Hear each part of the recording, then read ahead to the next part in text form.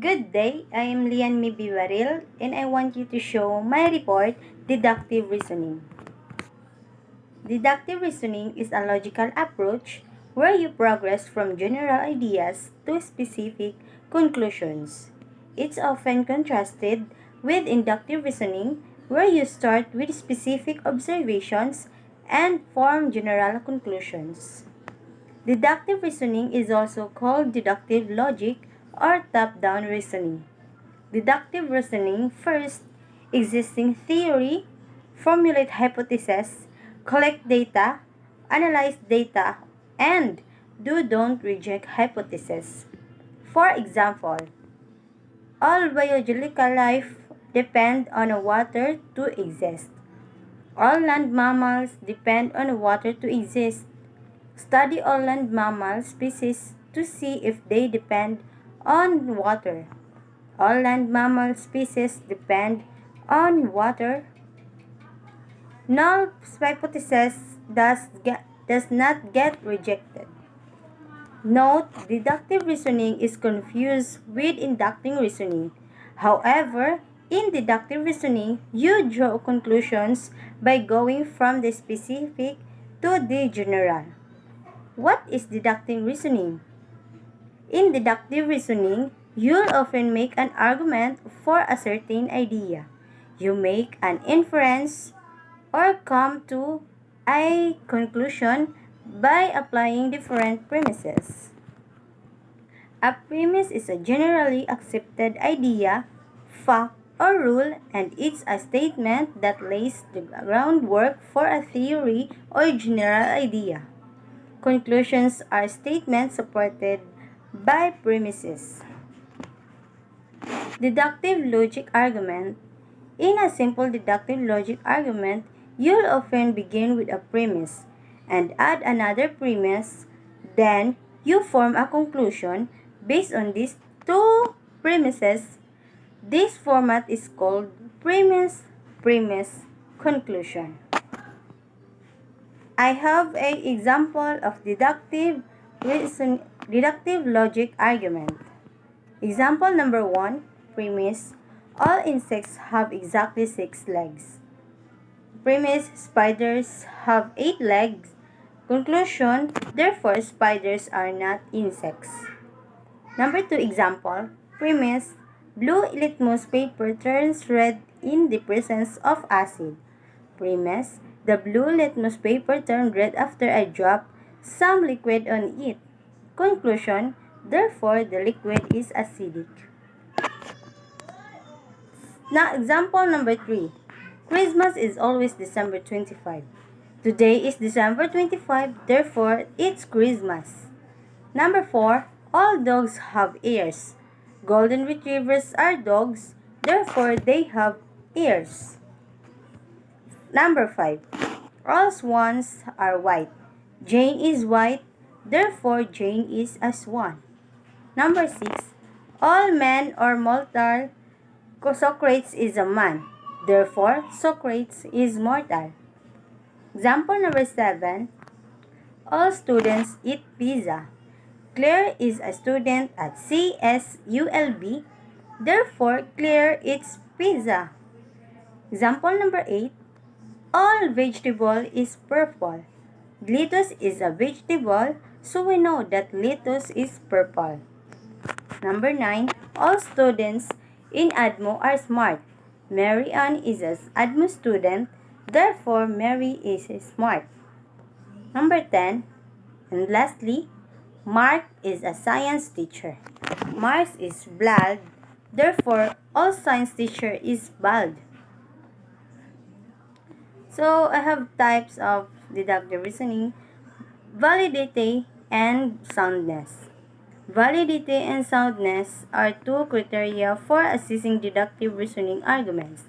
Validity, in this context, validity is about the way the premises relate to each other and the conclusion.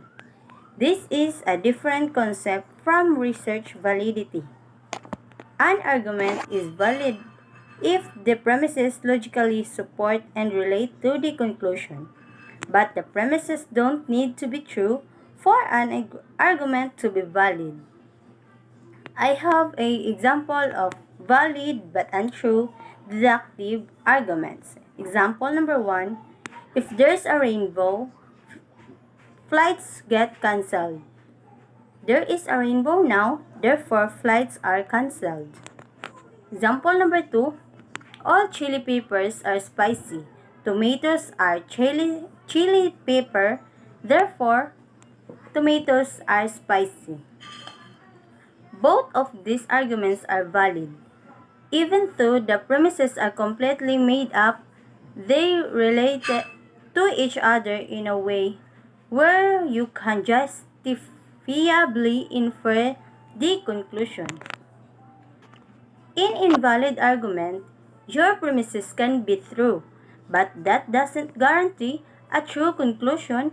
Your conclusion may inadvertently be true, but your argument can still be invalid because your conclusion doesn't logically follow from the relationship between these statements. I have example of invalid deductive arguments.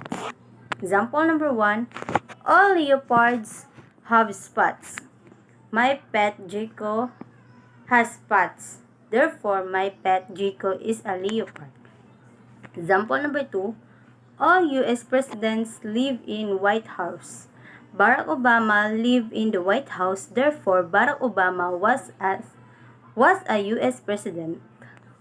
Both of these are invalid because the truth of the premises doesn't necessarily lead you to a true conclusion. You end up with a correct conclusion in the second example, but both arguments take the same invalid format. Soundness. An argument is sound only if it's valid and the premises are true. All invalid arguments are unsound. If you begin with true premises and a valid argument, you're bound to come to a true conclusion.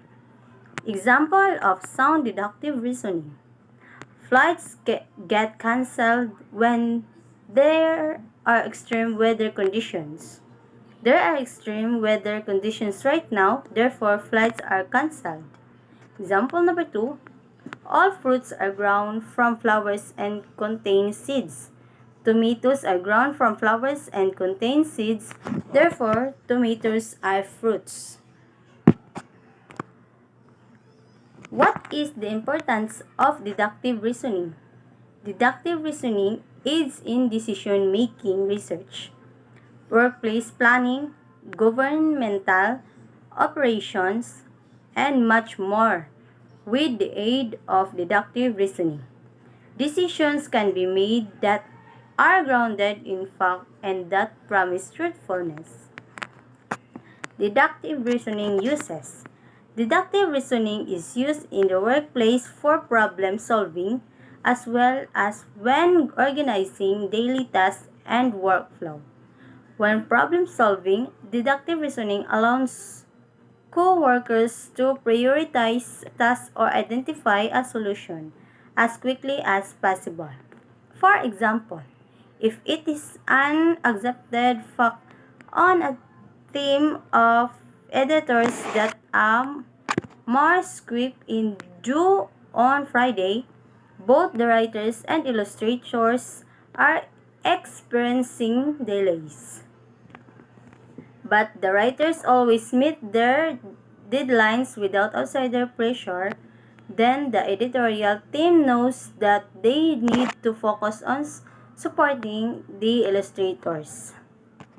When daily tasks and workflow are being laid out for a workplace, deductive reasoning can help streamline the process and ensure that tasks are complete as efficiently as possible. For example, if the project manager knows that the Spanish writing team is bigger than the English writing team and has more experience with writing science books for third graders, the project manager can expect the Spanish team to finish their book writing before the English team. Deductive reasoning types. There are two main types of deductive reasoning, syllogism and conditional reasoning. Syllogisms occurs when conclusions are drawn from two premises where both premises share a term with the conclusion. Example, if x is equal to y and z is equal to x, then z is equal to y.